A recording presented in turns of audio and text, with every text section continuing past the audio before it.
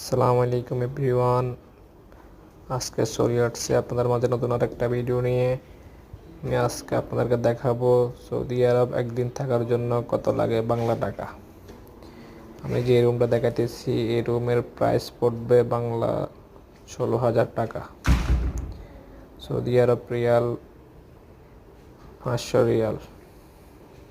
দেখেন এখানে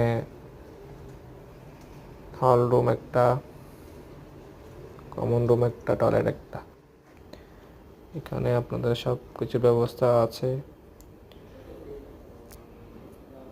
সিকিউরিটি সব কিছুর ব্যবস্থা আছে। দেখেন এর থেকে কমও আছে, এর থেকে শুধু একটা রুম একটা টয়লেট বাংলা প্রায় 9,000 টাকা মতো পড়বে।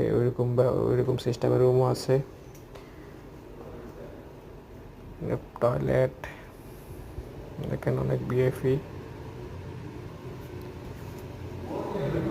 স্টাইলিশ সব। দেখেন আপনাদের কাছে রুমটা কেমন লাগছে সবাই কমেন্ট করে জানাবেন, এবং কি আমার চ্যানেলটা